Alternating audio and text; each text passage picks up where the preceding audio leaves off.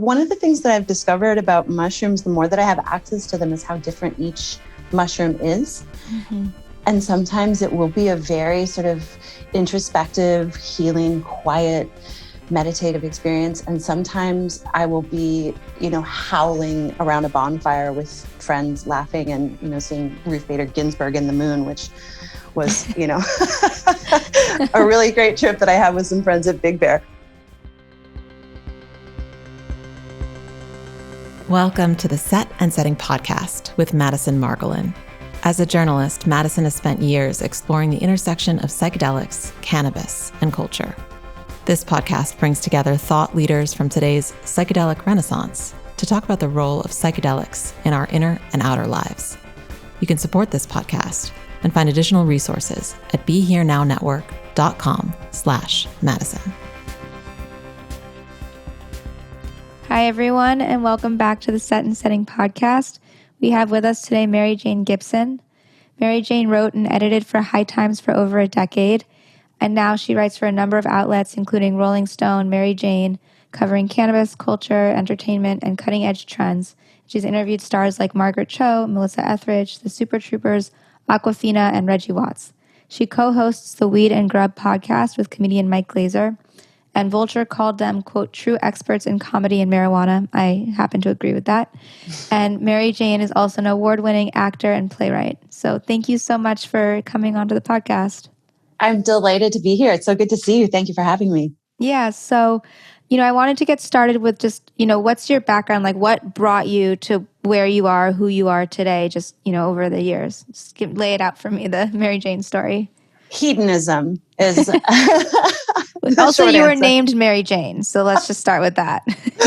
Yes, it's an old family name, and it worked out to be a really great fit. It was my father's aunt who passed away just a few months before I died, and actually my grandmother, so the original Mary Jane's sister, whose name was Kathleen, lived in India, and she traveled around and met fakirs and smoked hash with them, like back in the 1920s. So I feel like I inherited it from generations. But basically, I, grew up in Newfoundland, where my first encounters with drug culture, cannabis culture, was with imported hash in the 80s.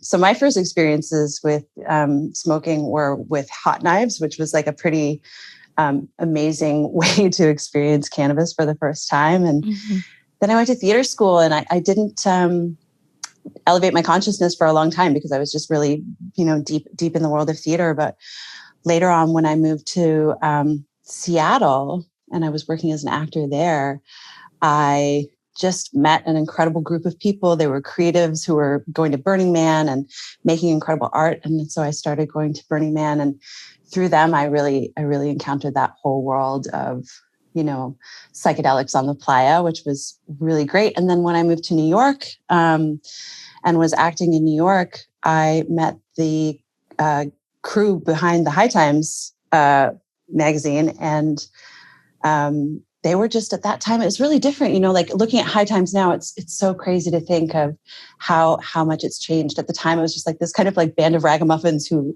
loved each other and loved cannabis and vacationed together in the Catskills. And we all just became really good friends. And I ended up going to the Catskills with them and running around at the Full Moon Lodge, if you know that place. Where in the Catskills is that?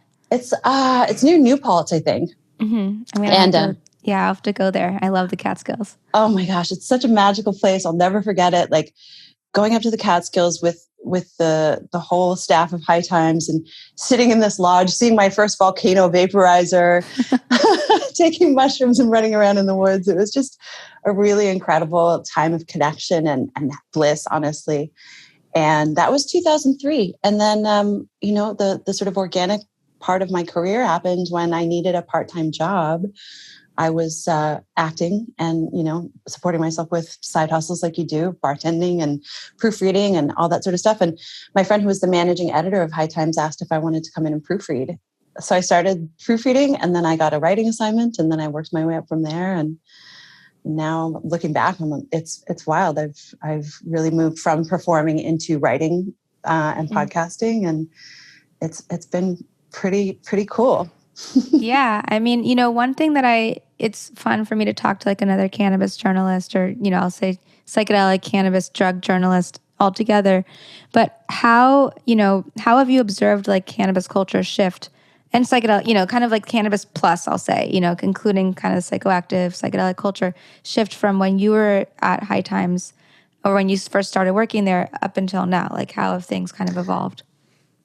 Oh, I recently saw it encapsulated in a tweet from Elise McDonough, who was a colleague of mine at High Times, incredible edibles writer and just all around great human. And she had written something in response to someone who said, there's so much beef in the cannabis industry. What's the deal? It seems very cliquey, and there's why are people always at each other's throats? And Elise said, well, it used to be a community, but now it's an industry.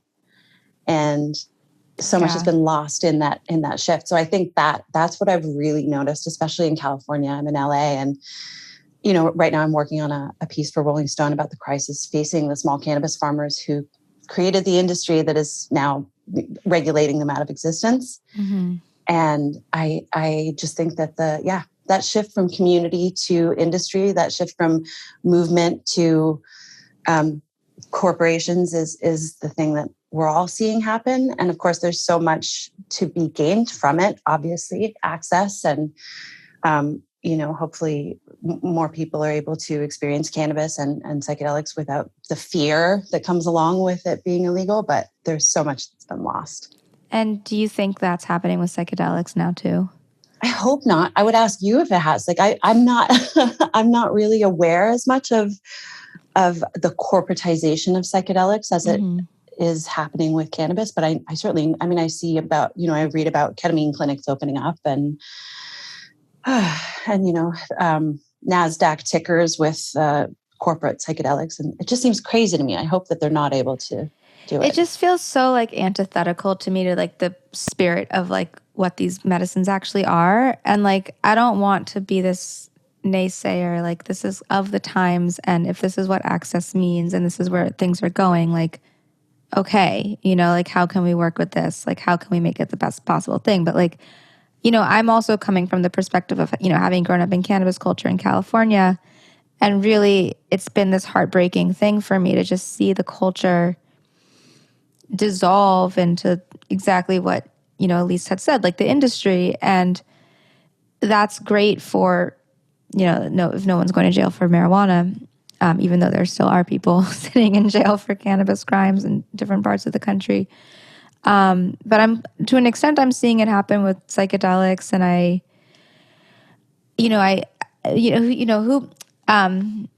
think it's Dave Bienenstock wrote this in his book, How to Smoke Pot Properly. In the last chapter, one of the last chapters was called like keep pot weird or something. Yeah, keep weed weird, I think. Keep weed weird, yeah. Huh. And that was like this sort of like almost a call to action in a really interesting way. And it's like, keep the culture, like maintain the culture, like don't sterilize it. Like don't just make it something that is, like palatable to, these Wall Street suits who all of a sudden want to get into it after, the policies have changed and the stigma is going away. Like, I think it really takes a lot of balls to kind of be involved in it, especially legal market, like one thing I'll say is like, in response to Elise's tweet, and I agree with what she's saying, but like there's always been a cannabis industry, even if it was, the traditional market or underground or whatever. So I think, maybe when we talk about an industry, we're talking about specifically like a regulated legal market versus like something that is, unregulated and just kind of, maybe that's not what an industry is then. Right. Yeah. I think, I remember when I just taken a full-time editorial position at High Times, it was 2014. And there was this piece that I think was in the New York Times that was profiling a pair of publicists who had opened up some like PR firm in Colorado. And they went on the record. They said something like, we want to stop dispensaries from looking like back alley, abortion clinics or something. Like the way that they sort of denigrated the existing cannabis industry and talked about moving away from stoner culture was so enraging to everyone who was at High Times at the time, because they were, I think, seeing what was coming, which was that the corporate interests would come in and try and sort of push out the culture that had created the industry. And, I just recently went to Hall of Flowers and then immediately went to the Emerald Cup, within days of each other. And the Hall of Flowers, for anyone who doesn't know, is a B2B cannabis industry, sort of, 2-day event where everyone just showcases brands. And the Emerald Cup is really celebrating farmers' harvests in NorCal. And the difference between the two really highlighted what's going on in the cannabis industry and the movement in California. And when I got to the Emerald Cup, actually the legacy growers who, are the people who grew outside the regulated market and are many of now trying to come online in the legal market, were actually getting shut down by the Department of Cannabis Control at the Emerald Cup because they were displaying cannabis, and the Department of Cannabis Control had come through and said, you can't display your weed without a retail license. And a retail license costs upwards of 6 figures in California. These are legacy growers who are mom and pop 1 and 2 person operations often. They're growing 10,000 square feet of cannabis on a hillside in Mendocino. They don't have the 6 figures that Cookies or, any of the big cannabis brands do. So it was really wild to sort of see the DCC come through and try and shut down these small legacy farmers, while just outside the entrance to that pavilion, there are these massive cannabis brands handing out swag and branded rain slickers. And it was kind of heartbreaking, to use your term. It does break your heart. Yeah. And, at the same time, just, for people in the audience who aren't necessarily familiar with the landscape of the cannabis industry space right now, but the black market, the traditional market, I'll say, is still thriving. It's especially post legalization. So in California, the data says that it's up to 3 times as big as the regulated market, and that's because they screwed up the regulations of the legal industry so badly, excessive taxation, overregulation, ridiculous licensing fees, state and government agencies that are just not working through the backlog of permits, the equity applicants who aren't, it's there's so many factors that are sort of crushing these people who are trying to come out of the traditional market and come online in the legal market, and they're just not able to, or they've come online and they're getting regulated out of existence, so they're going back to the traditional market, which is, I don't blame them. Yeah. So anyways, we could probably go on and on about the cannabis industry and where it's going and how it's failing. But I want to kind of get into more of your personal story. And, one thing that I've also noticed as a journalist covering these substances is how has my own relationship changed to cannabis, after writing about it, learning about it, talking to so many people about it. Same with psychedelics. And so I want to ask you, how has your own relationship to these things evolved before kind of doing it professionally and now, where you are today? Well, as far as cannabis goes, moving to a regulated market allowed me to, this is why regulation is great. It allowed me to sort of figure out my experience with regulated products that were consistent. And so I've come to realize that I love low-dose edibles more than anything. It's like nature's Xanax, Totally. a 5 milligram edible during the day is just the perfect amount. So whereas I used to, I was a sort of a recreational smoker in the evenings, which I still am. Now I really do use it as a daytime sort of functioning medicine. Mm-hmm. And when it comes to psychedelics, I've always had an affinity for mushrooms and LSD. When I was a teenager in Newfoundland, we used to run around, the hills of my hometown and just run through the woods and, have a magical time. So I've always really loved mushrooms, especially. And certainly when I was going to Burning Man, I had some great experiences on the playa with them. But when I had an experience, a friend of mine was killed in a mugging in New York when I was with her in 2005. Her name was Nicole Dufresne. And Nicole and I had been very close. We were creative partners. And following her death, I found myself using mushrooms to sort of process the grief that I was experiencing. And so I had one night with a heroic dose of mushrooms that I think really reset me in a way that I didn't even know I was looking for. But looking back on it now, I know that they helped me get to whatever the other side of that bridge is that I was crossing at the time. Wait, so this whole thing happened in front of you? Like you were both approached and she was killed in front of you, pretty much? That's right. Yeah, we were with our partners, her fiance and my boyfriend. We were on the Lower East Side in New York on a night in January in 2005. And it was a group of kids who approached us, and one of them had a gun and they mugged us, and Nicole was shot and killed. Wow. Yeah. And I imagine anyone would walk away from that kind of experience with some type of PTSD.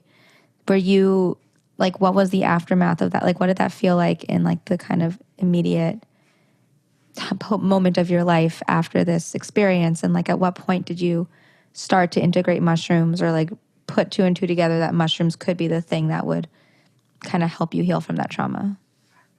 It was being embraced by the culture that I was surrounded by, which was, friends at High Times, and also the Burning Man community, and my partner who I really enjoyed, experiencing all sorts of substances with.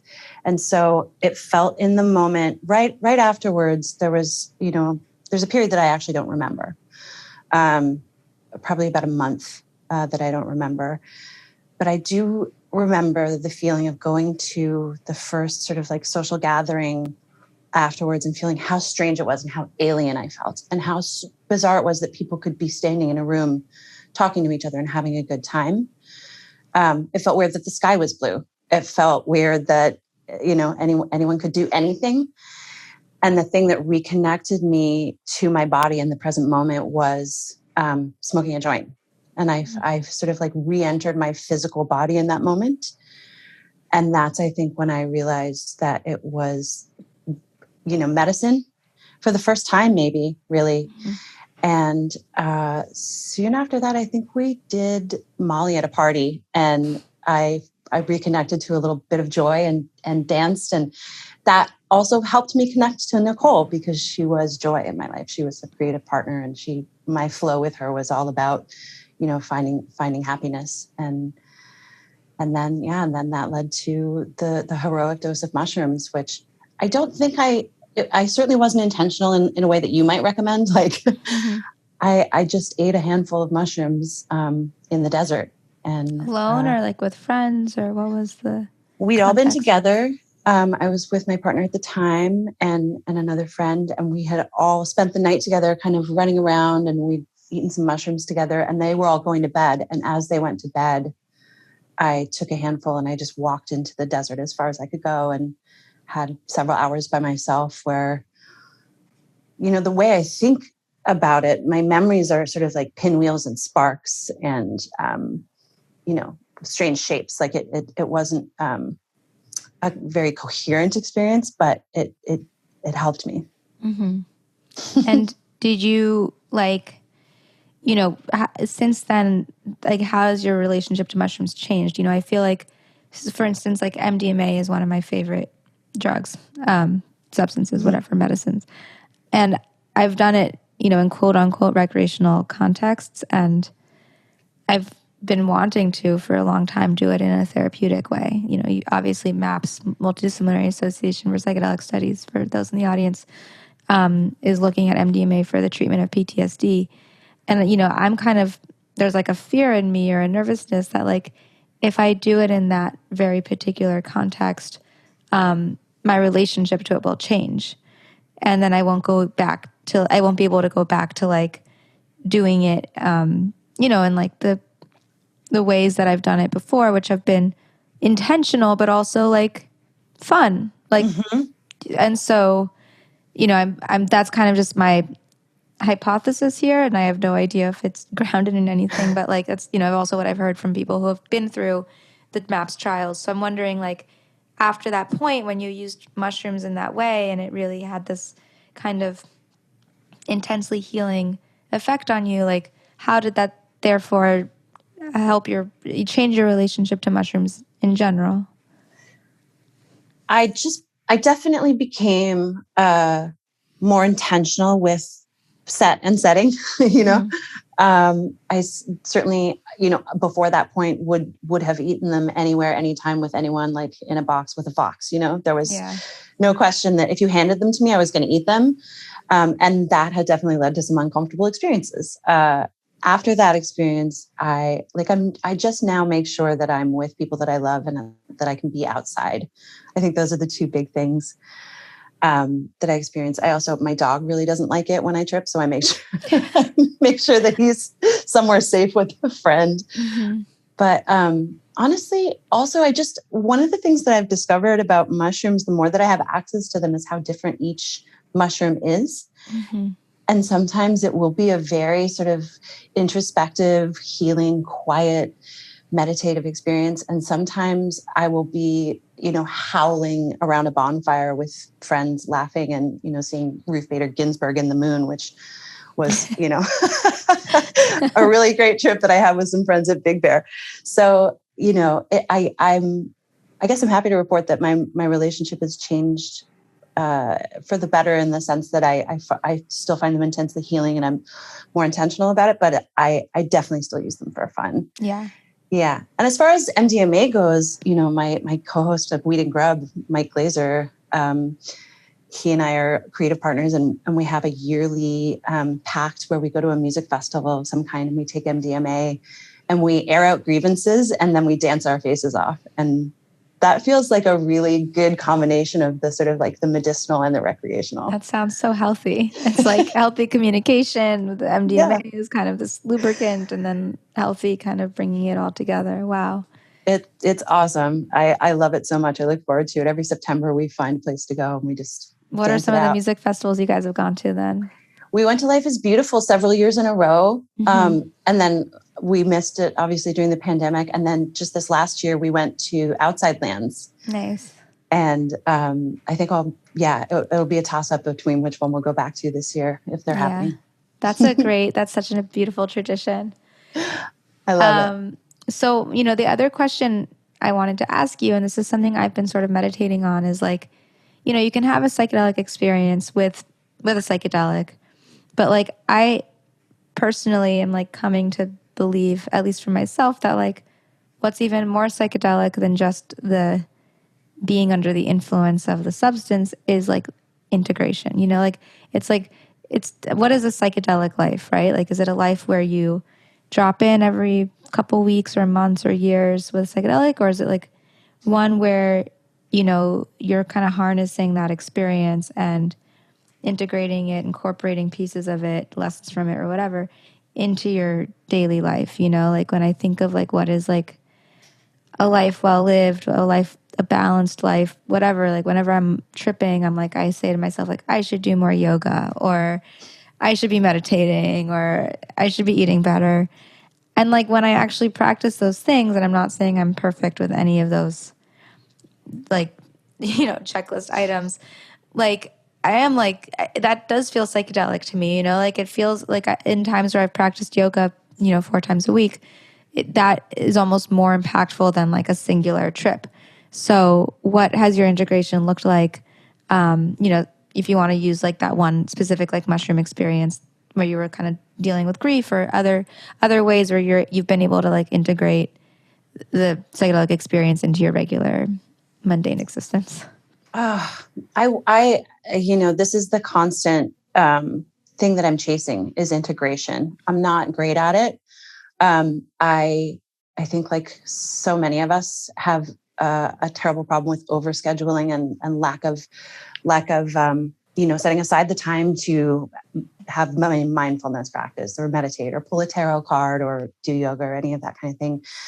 But I was just reading, Thich Nhat Hanh, the Buddhist monk who just passed. I was reading his obituary in the New York Times, and there was a quote that he had said to, I think, an assembly of Silicon Valley entrepreneurs when he was giving a talk. He said, the time of most productiveness is when you do nothing.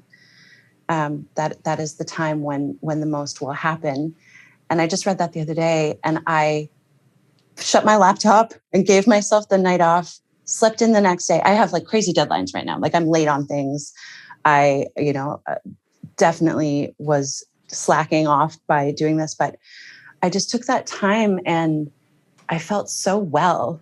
And the next day when I woke up, I took a 5 milligram edible and went for a walk with my dog and spent some time in the park. And I just really felt that sort of breath like enter and leave my body in a way that restored me more than a massage would have. And so I think, right now I have my mushroom capsules, and I was on a microdosing regimen last fall that was so helpful. And so I'm going to start again, and I'm going to try and be mindful about it. And I'm going to try and journal and and see what that experience does for me, because, we all want to figure out how to integrate.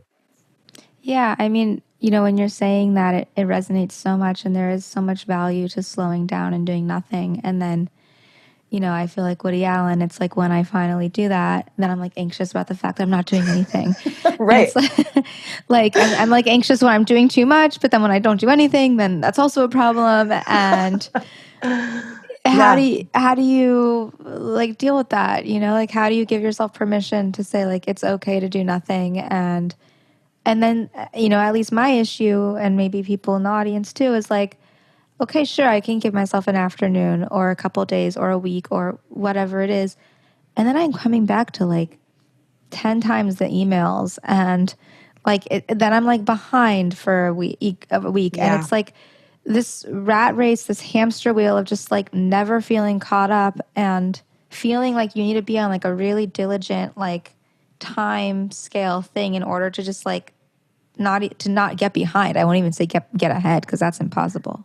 Right. So where does nothing fit into that? Right. I mean, it's crazy. I will say, I had another big life-changing event last year. My sister passed away in July of last year after a long fight with cancer. And I was with her. And I'm so grateful that I was able to be with her in those last months and through her time in hospice. And I was with her when she died. There was no space to do anything but that. There was no time to do anything but be with her, to hold her, to listen to her, to breathe with her. And, at that time, Mike and I had so many creative projects on the go for Weed Grub. And I had, my own sort of deadlines, and so much was happening. And all of a sudden, nothing could happen. And instead of feeling any resentment, which I sort of was like examining myself for, I was like, does any part of me sort of wish that this was different?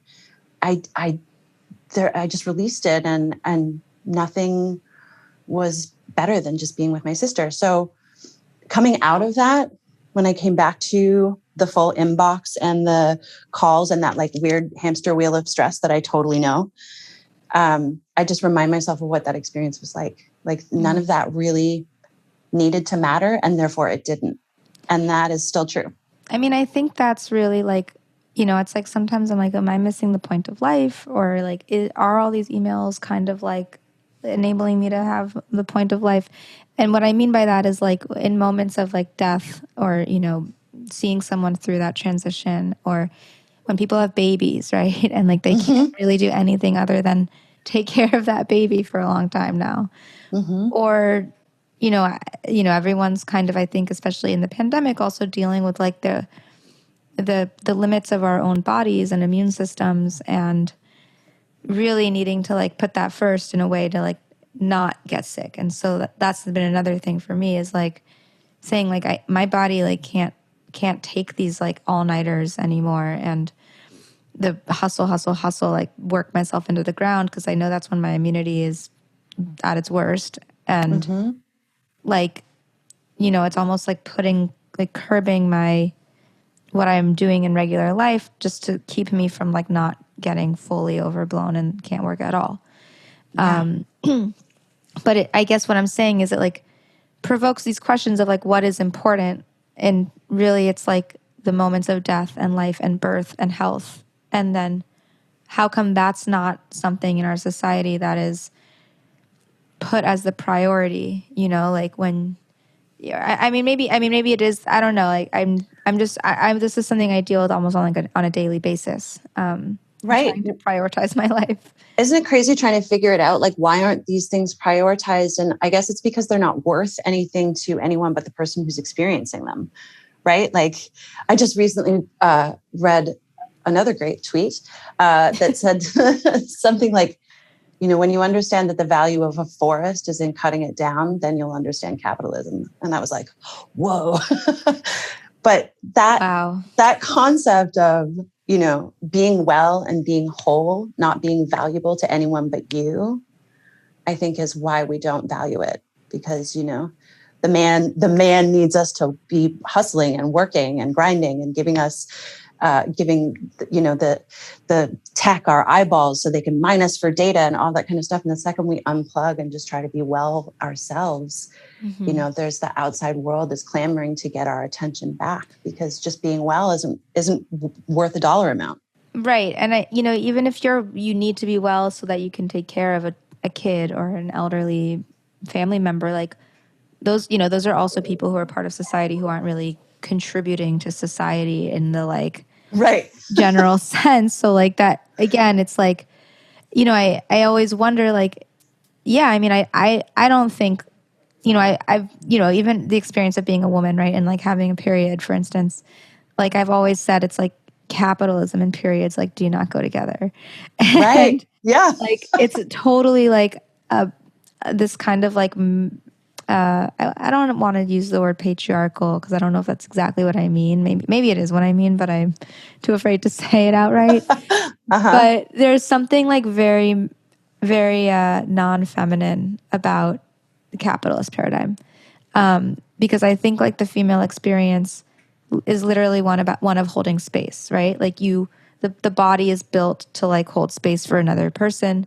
Like when you're on your period, like you kind of just have to like hold space for like that physical experience that you're going through. And so like we're, I think, more tuned to that kind of awareness. And when you don't embody what it means to hold space, if you don't have, that's not your physiology, then maybe like then you come up with things like capitalism. Right. So yeah, that's just, again, I'm totally riffing, but these are all things going back to like the whole like psychedelic consciousness idea, is like these are things that I've come to like under the influence of psychedelics. And it's like really like what psychedelics have done for me is put me so much more in touch with like my basic humanity, like my basic nature. And I think, when people do mushrooms and they go running around in the forest and, they're really elementally more aware, I think, than our daily lives when we're just like on this grind.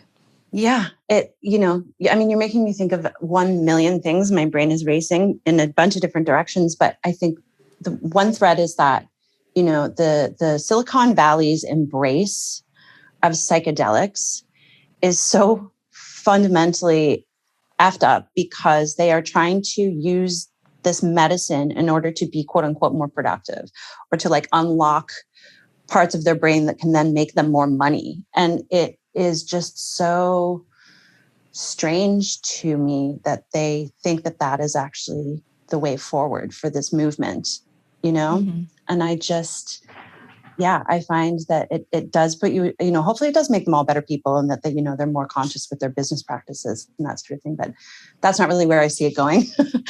So it is so important to remember that these medicines that's why you can have an uncomfortable experience with them. That's, when you sort of neglect what they're trying to tell you or show you, it can go really badly for you.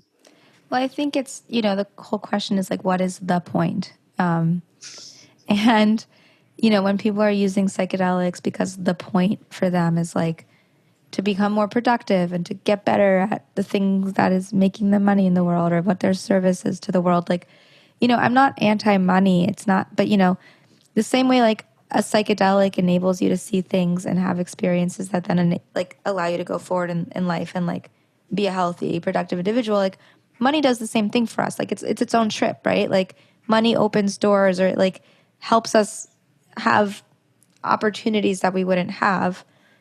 That's, whatever, you can critique that system all you want, but that's the world we live in, unless you're living completely like fringe off the grid, which I know people who do that too. Mm-hmm. But I guess it's like really finding like healthy balance and relationship to the ecosystem of all these different things, and examining the ultimate point, which, everything, it's different for everyone, but like I think it's the same as like we all want to like feel happy, like we all want love in our lives, we all want physical health, we all want community, maybe like a relationship to something greater than ourselves, whether that is the greater community or God or whatever that is. And I think those are like really fundamental human things. Like you're hungry, you're hungry, you're thirsty, you're horny, right? Like everyone just wants those things satisfied. Yeah. Yeah. And, and everyone wants to feel joy. And that's one of the best aspects of any of, the plant medicines, that true joy that you can experience when you feel totally connected to yourself, your body, the person that you're with, the universe around you. It can also help you really feel into all of those weird corners of the grief or the pain that you are probably in if you're alive on this planet in 2022. It is big, and I don't know what the point is, but there's so much in there. I could, spend all day talking about it. So could I ask you, like, what brings you joy? Like, whether it's like ecstatic experiences that you've had, or like in your daily life, or, like what brings you joy, and like what puts you into like a flow state, or just like this, a state of like being like, I'll say aligned or in touch with your soul in a way that then enables you to move forward in the world and really, offer what you offer. I'll say do the work that you do, but that now we're talking about the Silicon Valley people, but really be this like Mary Jane who's really full of gifts. And I think you do an amazing job at showing them and giving them. So thank you so much. That means a lot to me. Thank you. Yeah.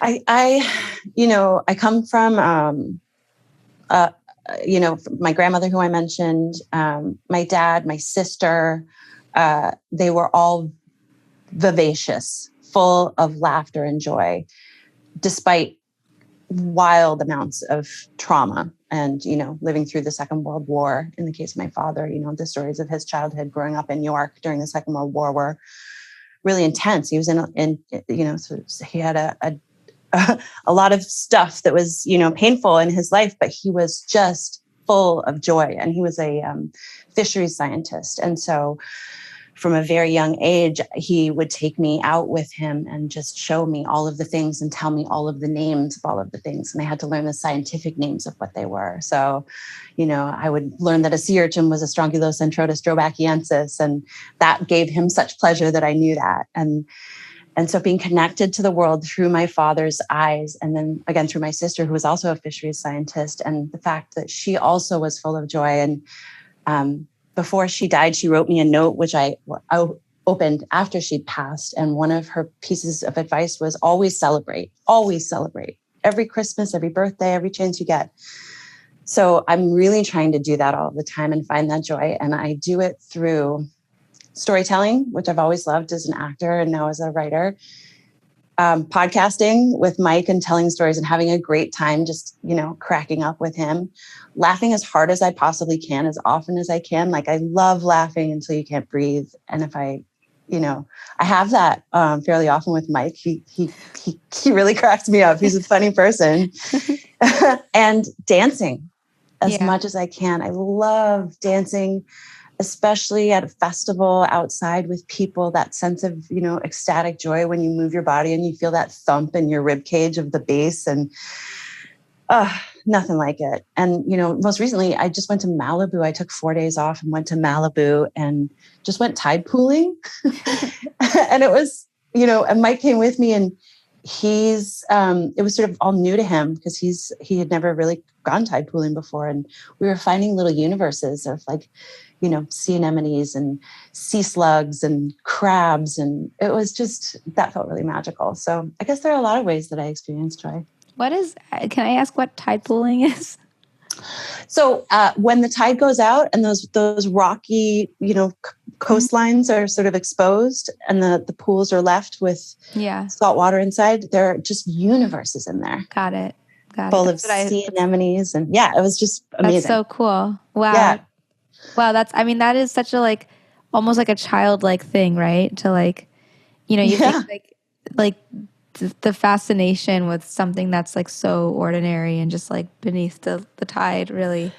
Yeah. And I learned from my dad, we brought a clear plastic container with us and you just dip it in and then you pull it out and there's, krill, little shrimp. And, we found sea slugs that we put in there and nudibranchs and all sorts of creatures that you can just pull out of the water and hold in this container and look at and then release them without harming them. And I don't know. I just think everyone should do it. Yeah. Well, next time I'm at the beach, I'm going to think about that. Awesome. So is there anything else that we didn't talk about that you want to just call attention to or cover or just, any or all of the above, really? I just hope that anyone who is interested in cannabis and psychedelics will investigate it in a way that supports the businesses and the people who are doing it for profit, who are moving everything forward with what we would consider to be good intentions. Especially, in the marijuana market here, the California marijuana marketplace, cannabis marketplace is so enormous. And there are a lot of brands that take up a lot of space that I think are not really giving back to the community. So I just always encourage people to do a little research before you go to the dispensary. Mm-hmm. Buy local. What should people, so buy local, are there certain things that people should look out for when they're making educated decisions at the dispensary? Hopefully your bud tender knows what they're talking about. I have a couple of favorite dispensaries where I go and I just always ask the bud tender for their advice because they're so knowledgeable. But buy local, obviously from women-owned businesses. I'm always going to support women-owned businesses, BIPOC-owned businesses, especially now.